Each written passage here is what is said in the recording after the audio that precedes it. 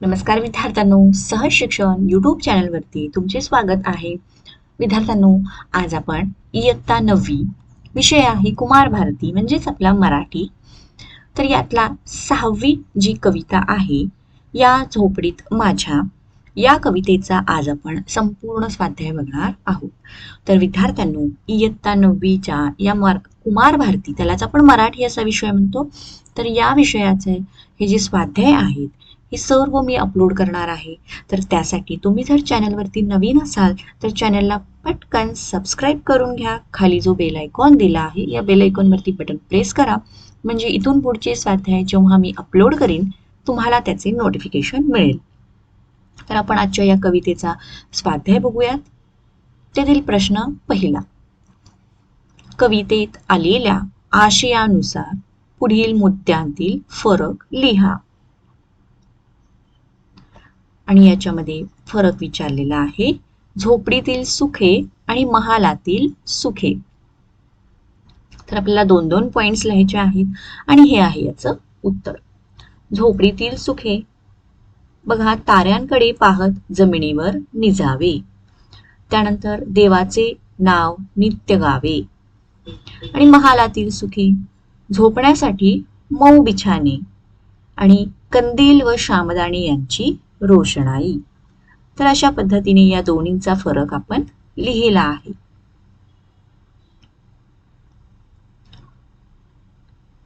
दुसरा प्रश्न आहे, आकृतीबंध पूर्ण करा. म्हणजेच आपल्याला आकृत्या पूर्ण करण्यास सांगितलं आहे.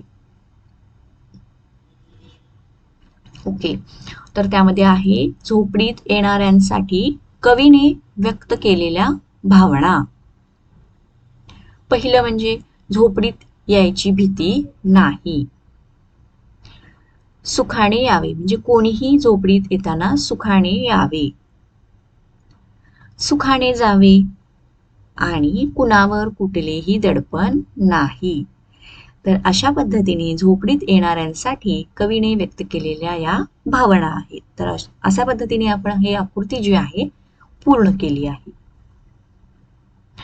आता विद्यार्थ्यांनो, प्रश्न तिसरा बघण्याआधी तुम्हाला जर व्हिडिओ आवडत असेल तर व्हिडिओला लाईक करा, चॅनलला सबस्क्राईब करा आणि इतर कुठला स्वाध्यायाचा व्हिडिओ हवा असेल तर कमेंट बॉक्समध्ये तशी कमेंट करून आम्हाला नक्कीच कळवा. तिसरा प्रश्न बघूयात. झोपडीत निसर्गाचे सानिध्य आहे हे पटवून देणारी उदाहरणे लिहा.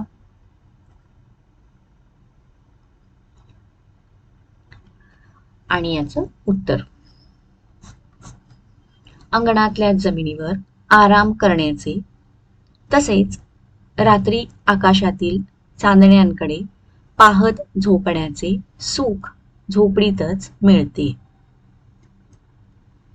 कवितेत सांगितलेल्या या उदाहरणावरून झोपडीत निसर्गाचे सानिध्य आहे हे लक्षात येते.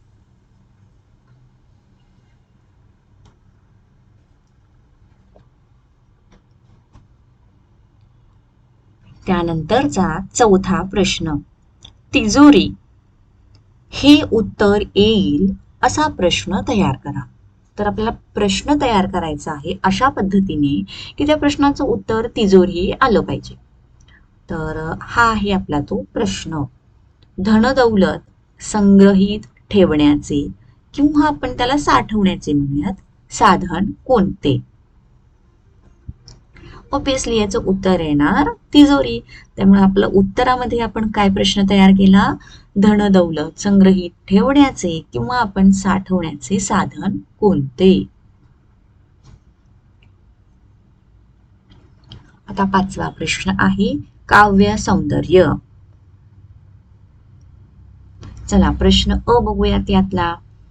पाहुणी सौख्य माते देवेंद्र तोही लाजे शांती सदा विराजे या झोपडीत माझ्या. या काव्यपंक्तीतील विचार सौंदर्य स्पष्ट करा. तर चला विद्यार्थ्यांनो, आपण बघूत या प्रश्नाचं उत्तर. देवांचा राजा इंद्र हा स्वर्गात राहतो. स्वर्गात सर्व सुखे असतात. सुख समाधान व शांतीचा वास स्वर्गात आहे. अशी कल्पना आहे. राष्ट्रसंत तुकडोजी महाराज यांनी आनंदमय झोपडीचे वर्णन केले आहे.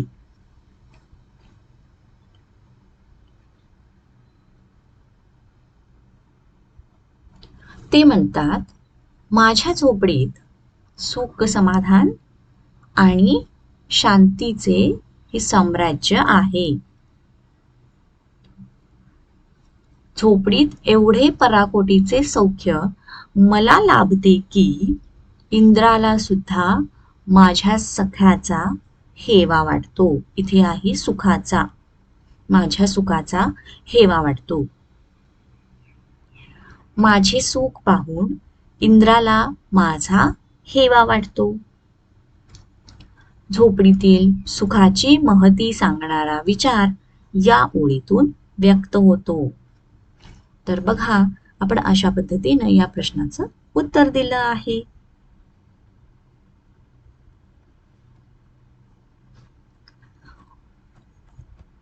प्रश्न आ, दारास नाही दोऱ्या या झोपडीत माझ्या या काव्यपंक्तीतील आशय सौंदर्य स्पष्ट करा. उत्तर, महालातील धनदौलत ही बंदिस्त असते. तिजोरीला भक्कम कडी-कुलूप लावलेले असते. चोरी होऊ नये म्हणून धनावर सक्त पहारे ठेवले जातात. संपूर्ण महाल कडेकोट बंदोबस्तात असतो. परंतु कवी म्हणतात, माझी झोपडी सदैव खुली असते.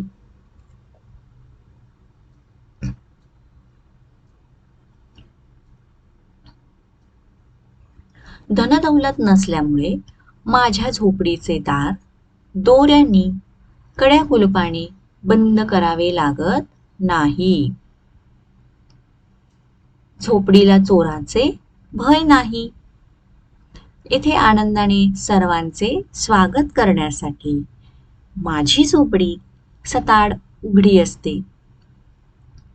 या ओळीतून कवीच्या मनाचा मोठेपणा व्यक्त झाला आहे.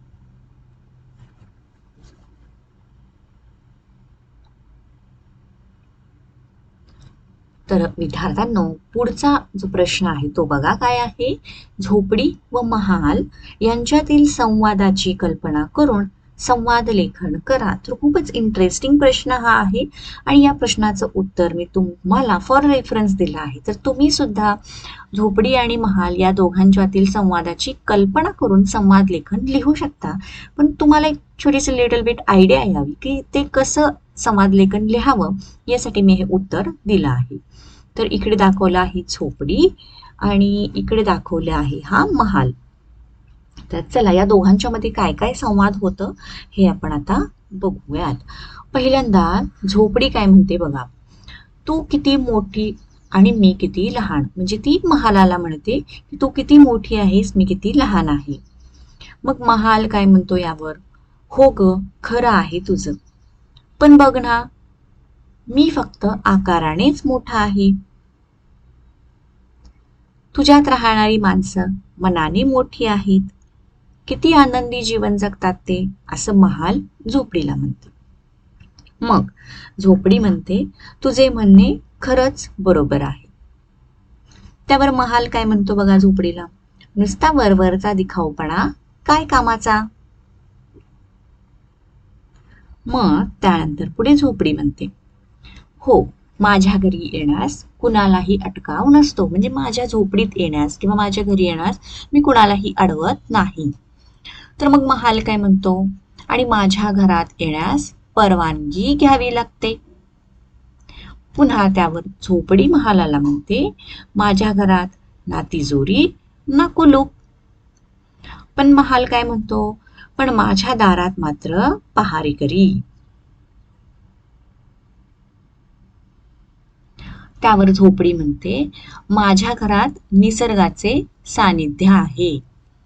त्यावर महाल म्हणतो, माझ्या घरात कृत्रिमतेचा वास आहे. मग झोपडी म्हणते, माझ्या घरात समाधानी माणसं मग त्यावर महाल म्हणतो, हो रे बाबा, तुझंच बरोबर. माझा फक्त डौलच मोठा, पण खऱ्या अर्थाने मोठी तर तूच आहेस. तर बघा, असं खूप छान छोटंसं आणि खूप इंटरेस्टिंग असं संवाद लेखन आपण झोपडी आणि महाल यामधलं लिहिलं आहे.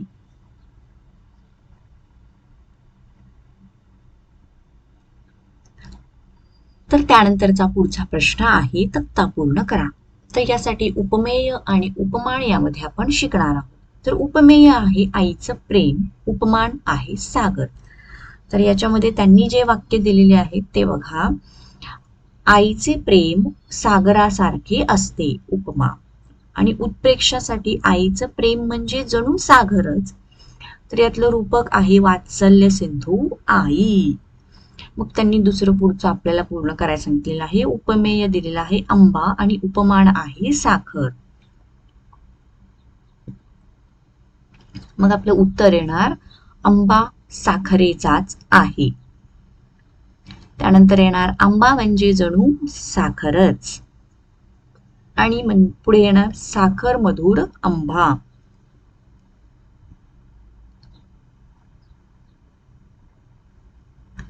विद्यार्थ्यांनो, या ठिकाणी आपला हा व्हिडिओ संपला आहे. व्हिडिओ आवडला असल्यास व्हिडिओला लाईक करा, चॅनलला सबस्क्राईब करा. धन्यवाद.